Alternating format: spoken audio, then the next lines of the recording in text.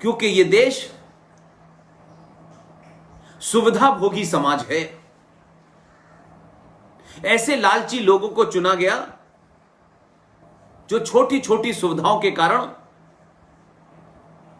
राष्ट्र के खिलाफ होने वाले षड्यंत्रों को भी दरकिनार उन्होंने कर दिया। और सब लोग सत्ता प्राप्ति और सत्ता के इर्द गिर्द सत्ता के संस्थानों से कैसे फायदा हो इसमें लग गए। तो पहला झूठ बोला कि यह आजादी हमको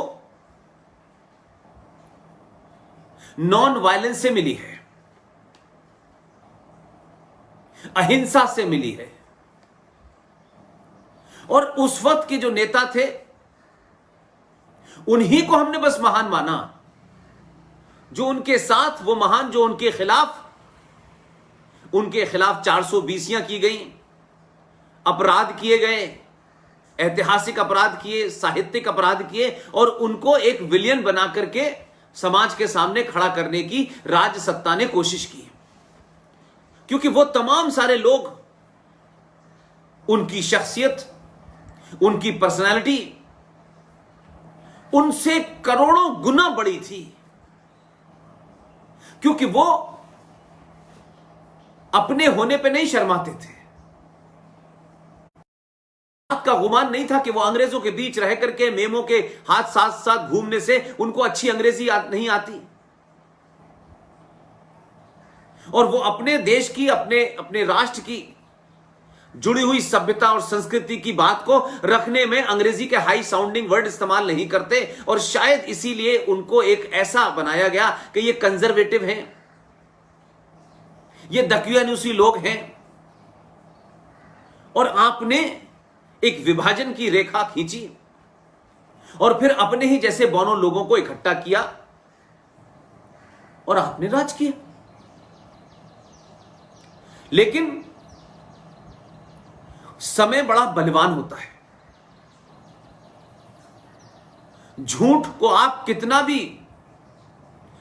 भी मुलम्मे लगाएं, कितना भी उस पर मेकअप करें, एक ना एक दिन वो झूठ सरे बाजार खुलता है। और सच को कितना भी गहरा दबाएं, सच की प्रवृत्ति होती है कि वो उतनी ही ताकत से बाहर आता है। सावरकर का इतिहास जितना दबाया गया, छत्रपति महाराज शिवाजी का इतिहास जितना दबाया गया,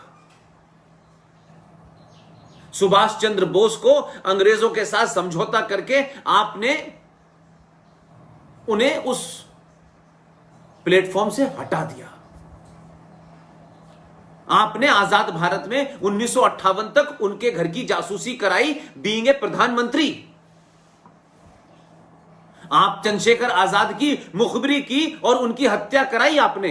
यह सच आज पूरे जोर से चिल्ला चिल्ला करके उस खानदान के जो भी वारिस हैं, जो अब इस देश को बेचने की ताकत में लगे हुए हैं, जुगाड़ में लगे हुए हैं, कोशिश में लगे हुए हैं, उन सब के सामने जोर जोर से बोल रहा है। और ये राष्ट्र के अंदर जो चेतना पैदा हो रही है, ये कुछ पार्टियों को, कुछ दलों को, कुछ संगठनों को अच्छी नहीं लग रही। उनको इस बात का दुख है कि जो नींद की गोली इस राष्ट्र को, राष्ट्रवादियों को, भारतवर्ष कहने वाले लोगों को उन्होंने दी थी, वो उसका नशा अब उतर रहा है। तो पिक्चर भी साफ साफ नजर आ रही है। सच और झूठ के बीच का फर्क भी नजर आ रहा है। राज्य क्या है और राष्ट्र क्या है, इसका फर्क भी नजर आ रहा है। और लगता है कि इस 70 सालों में हमने भारत राष्ट्र को कितनी गहरी चोट दी है। इसलिए जो मुद्दा आपने रखा है, युवाओं का दायित्व क्या है, युवाओं को भटकाने के लिए आपने उसे सत्ता के इर्द गिर्द, पार्टी पॉलिटिक्स में, नारे लगाने में, पोस्टर चिपकाने में और रोज बरोज होने वाली घटनाओं पे इंगेज कर दिया है। क्योंकि ये युवा अगर अपने इतिहास को जानेगा, हजारों लाखों साल पुरानी परंपराओं को जानेगा, संस्कृति को जानेगा, तो ये सवाल जब हमसे पूछेगा तो हमारी राज सत्ता बचेगी नहीं।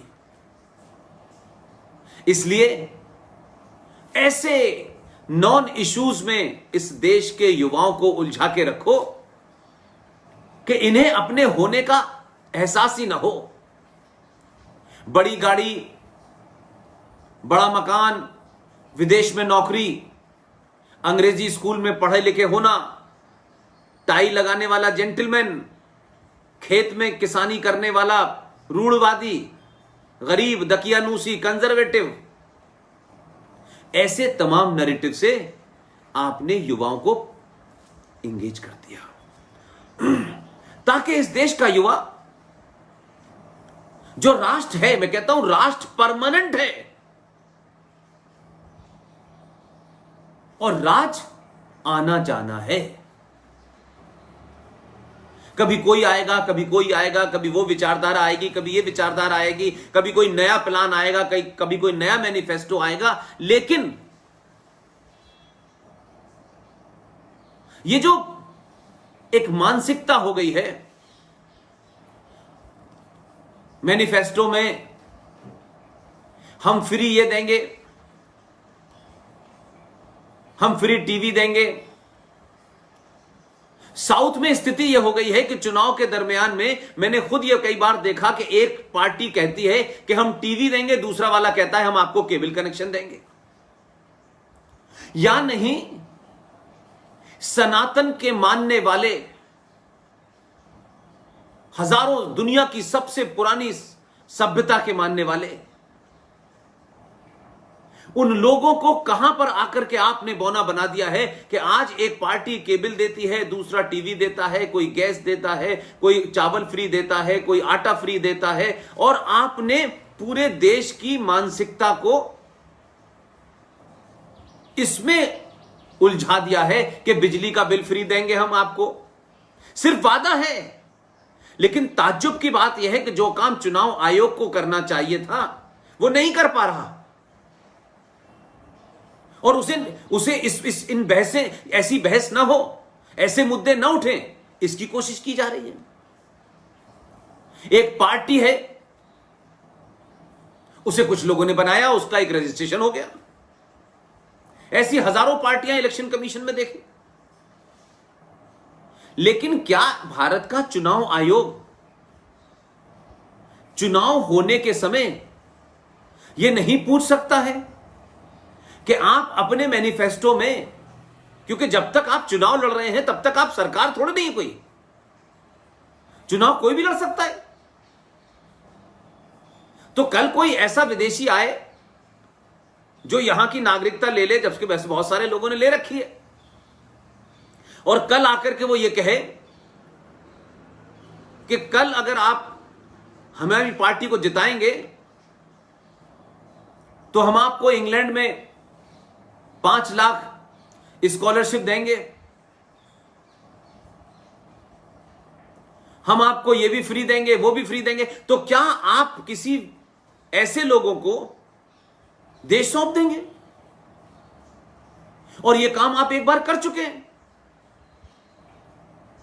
लिहाजा यह मनोदशा भारतीयों की बना दी गई है कि जो फ्री देगा ज्यादा से ज्यादा आप उसे वोट दे देते हैं। लेकिन यह कभी सवाल नहीं पूछते कि एक पार्टी के रूप में आप जो वादा कर रहे हैं, यह पार्टी की जिम्मेदारी है सत्ता में आने के बाद, पार्टी के खाते से और पार्टी का जो पैसा है उसके खाते से आप अपना मैनिफेस्टो पूरा कीजिए। क्योंकि आप जब सत्ता पे आ जाते हैं तो सत्ता में जो भी कुछ निर्णय लेते हैं वो उस देश का जो राजस्व आपको मिलता है, जो हर नागरिक देता है, उससे देश चलता है।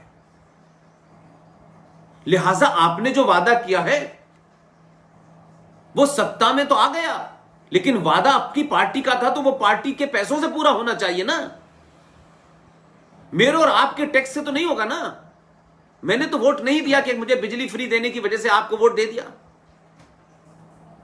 तो जो 20-25 लोग परसेंट लोग आपको वोट देते हैं, आप उनसे सत्ता में बैठते हैं, और लेकिन बाकी लोग जो हैं जिन्होंने आपको वोट नहीं दिया है, वो 99% टैक्स देते हैं, आप उनके पैसे से चीजें बांटते हैं। पहले सड़क बिजली पानी का मामला होता था, अब चुनाव में यह सब होने लगा है। तो क्या आज के युवाओं को यह बात नहीं करनी चाहिए कि भाई सत्ता प्राप्ति के लिए तो आप कुछ भी कर सकते हैं, फिर आप कोई वादा कर दीजिए। वादा करने में पैसे नहीं लगते ना, वादा करने में आपकी जेब से कुछ नहीं जा रहा ना, आपको सिर्फ वादों की किताबी तो छापनी है और सत्ता में आने के बाद फिर नोट छापने। तो एक आम नागरिक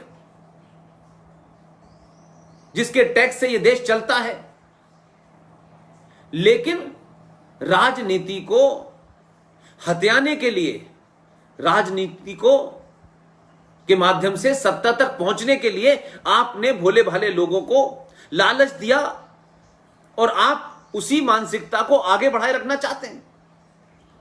तो क्या भारत के चुनाव आयोग को तमाम पार्टियों से कहना चाहिए कि आप अपने मैनिफेस्टो में कोई भी चीज फ्री देने का वादा इसलिए नहीं कर सकते हैं कि आप फ्री दे नहीं सकते हैं, क्योंकि जब आप सत्ता पे जाएंगे तो वो राज्य का पैसा होगा, देश का पैसा होगा, टैक्स का पैसा होगा, वो सबका पैसा है। उस पैसे से राष्ट्र निर्माण के काम होंगे, आप लोगों को फ्री बांटने के लिए पैसा नहीं होगा। ये बात नहीं कोई उठाता है। इसलिए आज का युवा चुनाव के दरमियान उसका शोषण होता है, क्योंकि उसके पास ऑप्शन ही नहीं छोड़ा आपने, उसके सामने मुद्दे ही नहीं है। 28 पार्टियां सेकुलर हैं और सबके सेकुलरिज्म का एक ही एजेंडा है कि मुसलमानों की नाजायज मांगों को उनको किसी भी तरीके से अपीज करो, तभी हम सेकुलर होंगे। सब सेकुलर हैं। तो मैं कहता हूं कि आज के युवा अगर कुछ मुद्दों को उठाना चाहते हैं, यह मान करके कि ये मुद्दे मेरे अपने जीवन काल में शायद मुझे सीधे तौर पे इससे कोई बेनिफिट ना भी हो, लेकिन किसी ना किसी को इस आजाद भारत में जो जघन्य अपराध राजनीतिक दलों ने और सत्ताओं ने किया है, उसकी कीमत एक पीढ़ी को देनी पड़ेगी।